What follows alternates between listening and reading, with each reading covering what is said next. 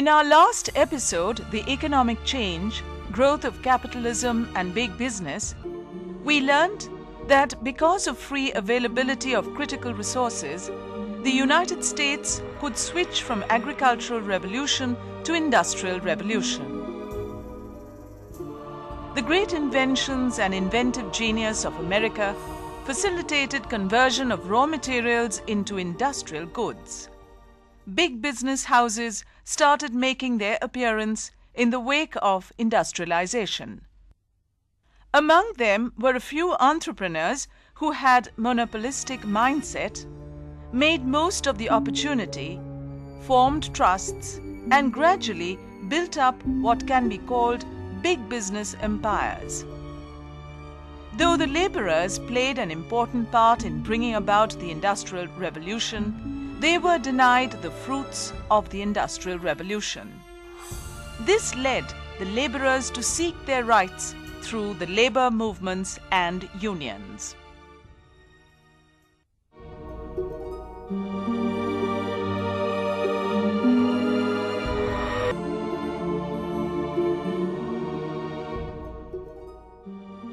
The labor movement in America was unique in nature.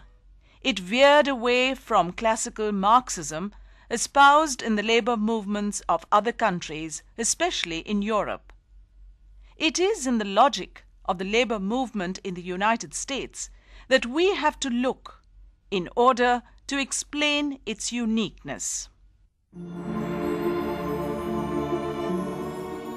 Professor Chittobroto Palit discusses the most important factors responsible for the beginning of the labor movement in the United States.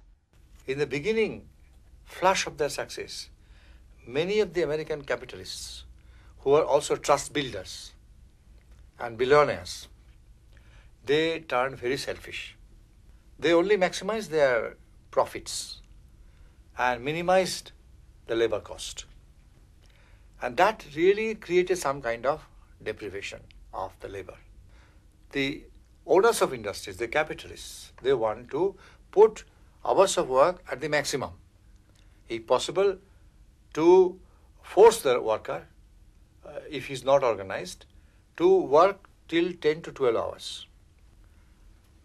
And the other thing, minimum wages. So wages were always kept below the belt.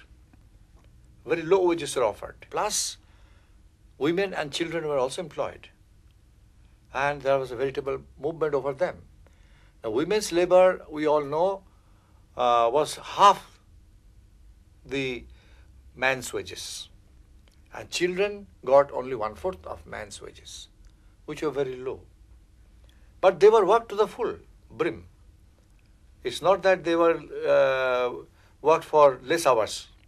They were also worked for 10 to 12 hours, but their wages were given at that rate, half for women and 1/4 for labor. These were some of the basic things, plus the working condition was appalling.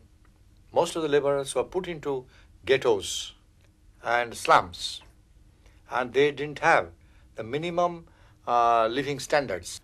So in the United States also, the deprivation and discrimination was rampant. In the early phase, they were absolutely unchallenged. The labor was not organized. Unless the labor was organized, there would be no challenge to the capitalists. So they would like to maximize profit. They always try, capitalists always try to maximize their profit and minimize their labor costs. Capitalism or capitalists are very selfish. They never think of the country, never think of the poorer people. They only maximize their profit. But in America, we also have some of the capitalists who had also been very liberal. We have this Cooper, who was an industrialist but at the same time a philanthropist. Carnegie, similar. Ford, also similar, who had both these aspects.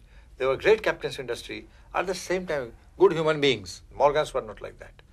They were, hard bargainers with labor. They never would yield of anything to the labor. So, out of these labor conflicts emerged the labor union or labor organization.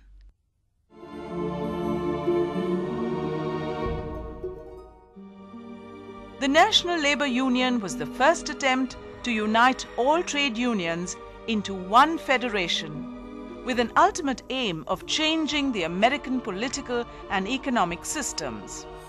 It started at a conference in Baltimore in 1866, but disbanded in 1872 because of internal strife. It was succeeded by the Knights of Labour, founded in Philadelphia in 1869 by Uriah H. Stevens and 6 other tailors.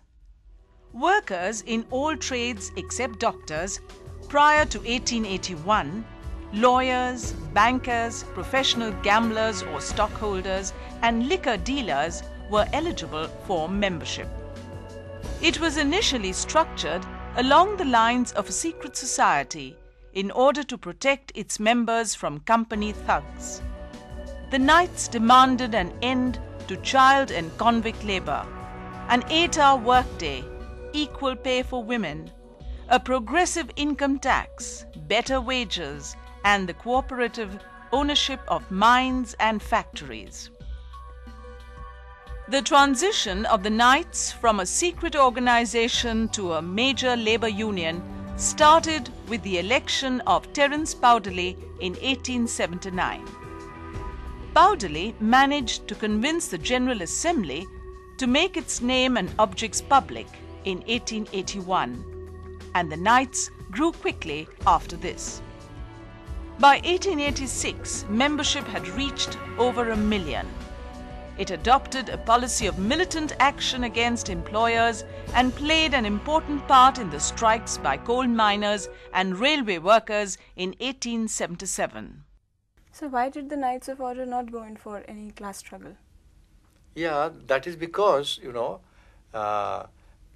whatever points of conflict we may harp on, still it was, after all, a land of opportunity, and the wage index and other indices in the United States are much higher than in the rest of the world. So that is one reason why there was no class struggle, no formation of class at all. This was there. And then this periodic wave of immigrants coming and depressing the formation of class. Class was not formed, because before the class could be formed, another wave of people would come who would be ready to work for less wages. So in this way, class formation was not possible at the stage of the first formation of the noble order of the Knights of Labour. That's why I said it's more or less a social organization. To break down the isolation of the laborers, to unite them, put them under some kind of a communication network. So that was the main purpose. And for this reason, therefore, they didn't go in for any kind of class formation or class struggle.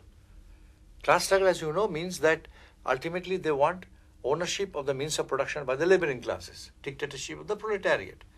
But that kind of situation did not arrive here. However we might condemn capitalists, still American capitalists at this stage were much more liberal than in the rest of the world. Because others were very ancient societies and they were very rigid at the same time. Their opportunities are also less. Therefore people are migrating. If you talk of British industries or German industries, there already class polarization had taken place, deprivation had taken place. And therefore, because of the rigidity, people had crossed the Atlantic to the other side for better opportunities. And the United States was known at that time as a land of opportunity, land of plenty. Even today it is known as the land of opportunity, land of plenty. People do migrate even today. So because of this reason, the Knights of Labour did not go in for any class formation or class struggle. They didn't have that concept at all in their head.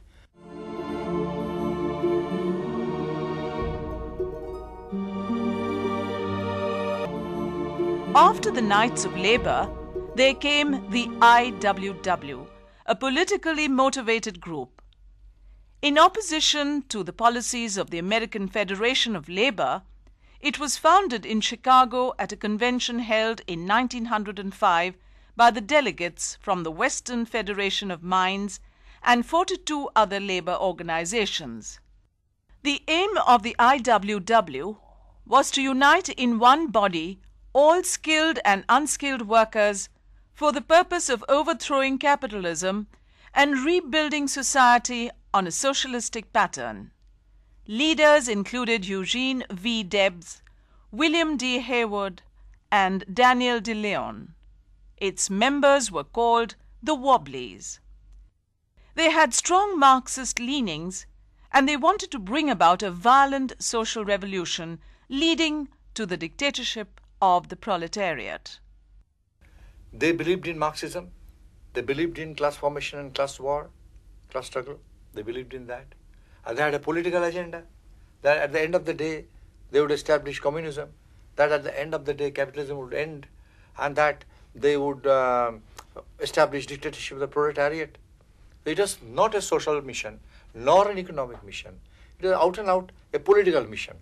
And to achieve that kind of political revolution, they would even go for the bomb. They would go violent. Methods used by the international workers of the world were direct action, propaganda, boycott, and strike. It was opposed to sabotage, arbitration, or collective bargaining, and also to political affiliation and intervention. Adoption of violent measures by its members, however, acted as a deterrent to widespread popularity of this organization. They didn't get enough support from the masses of the United States. Their kind of agenda was not accepted by the American people, particularly even the laboring classes. They didn't want that the industry should close down. They wanted the industries to go on. And they wanted that there should be a bargain with the capitalists, and they should have their decent wages and decent hours of work and other privileges. But they didn't think that they should end the industry and capture the means of production themselves, establish dictatorship of the proletariat. That kind of idea was not bought up by the average Americans. They did not buy that. So therefore they didn't get mass support. This is one reason why. And political manifestos not liked the American labor as such. And particularly the Marxist manifesto was anathema to the Americans. Even today they don't like Marxist manifesto, because that serves no purpose according to them. We have to generate wealth. Otherwise, how can it be distribution? If you close down the possibilities of generating wealth, then there could be no fair distribution after all.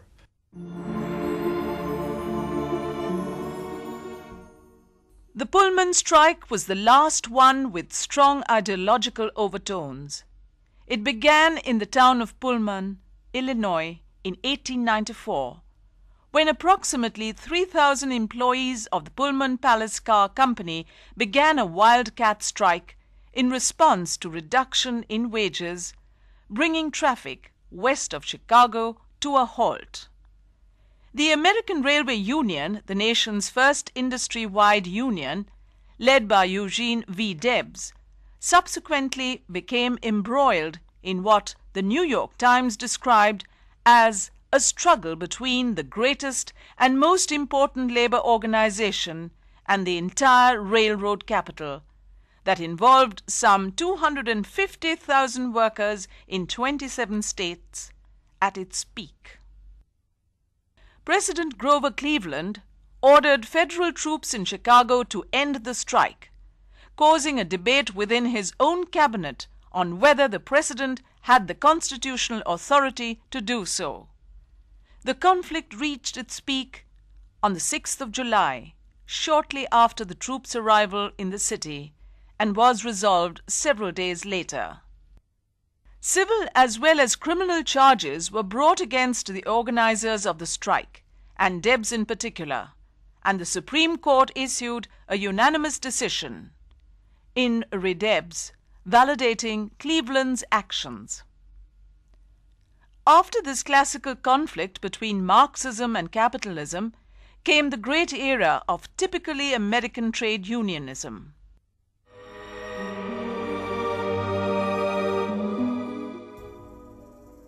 The American Federation of Labor, AFL, was one of the first federations of labor unions in the United States. It was founded in Columbus, Ohio in 1886 by Samuel Gompers to replace the erstwhile Federation of Organized Trades and Labor Unions. They believed the industries must survive. Industries must survive, but there should be a fair share of the profit. And there should be a quality life also given to the workers. These were there. So they were basically for what they said, their economic gains. And they had their own agenda. And in that they would include reduced hours of work. They demanded 8-hour work for the worker, not more than 8 hours. It used to be 10 to 12 hours before. They wanted reduction of hours of work to 8 hours. As to wages, they thought that it should be a fair share of the profit of the capitalist. There should be a fair share of the profit. So wages should be higher, and they thought that quality of life should improve. Wages should be such as to improve the quality of life of the workers. And that would also bring in the fringe benefits. There could be good housing, good health insurance, there could be good education given free, supply of fuel like coal and other things to their family. These are called fringe benefits. They also ask for that. If you are unable to give higher money wages, give us higher wages in kind, so that together it would be a decent wage and standard of living would rise. So that was the demand. And the other demand, charter demands, included the end of exploitation of women and children's labor. All demands were social or economic in nature. There was not a single political manifesto there in the final agenda of the American Federation of Labor. Not a single item of political activity as such.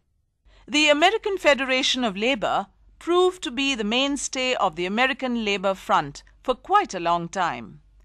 AFL subscribed to a pragmatic approach and stayed close to the needs of the time.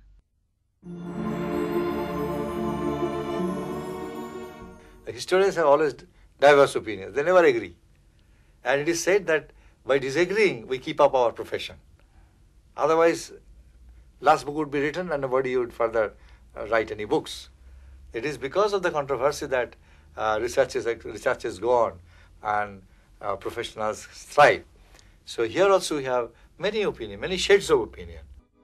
A British historian, Henry Pelling, believes that the American labor movement was more pragmatic in nature and did not follow the vituperative European model. In America, there's a healthy labor movement. There's no class struggle. Marxism didn't appeal to them. And they got, many a time by their collective bargaining, that trade union strategies, they got their point and they were able to achieve a better standard of life, better quality of life. And because of the continuous pressure, not only there was improvement in wages, not only improvement in hours of work or abolition of child labor, they also got a lot of fringe benefits as a package. Sidney Hook, in his classic book From Hegel to Marx, has put it beautifully. Capitalism tackled socialism or Marxism by holding the horns of the bull. That means if welfare packages, socialist packages are given by the capitalists, then there will be no scope for class struggle and dictatorship of the proletariat. American capitalists understood that, and there are always liberal packages of reform, of benefits, including fringe benefits. That was always given. So by socialist packages within capitalism, Marxism was ruled out. Against this opinion of Pelling, Eric Foner, an American Marxist historian, seems to believe that in America the nature of the labor movement was characteristically reversed. Instead of being a movement from below, it took the shape of an initiative largely taken from the top, gradually trickling down. The capitalists were very clever, or the government was very active. From the progressive era, all the presidents from Theodore Roosevelt to Franklin Delano Roosevelt, through the deal measures, the government also doctored the deal. And capitalists came out with a lot of concessions. That's why here class formation was never rigidified. Rather, the other thing happened. The laboring classes, they got bourgeoisified. So class situation was not so much rigidified, but the laboring classes got bourgeoisified. Another American Marxist historian, William Foster, believes that the condition of the American labor was no better than that of the laborers in Europe. In fact, he analyzed it as a phenomenon of relative impoverishment. He says, comparatively with the world, American labor could have been better off. They did not go to the position of complete class struggle against capital. There was no polarized situation of capital versus labor in America. He says that this can be conceded. But there was a sense of deprivation. Domestically, inside the United States, they were worse off. He calls it relative impoverishment. In fact, he ended his book on the note that the United States in the near future would witness a class conflagration. However, that class struggle never came and hasn't yet.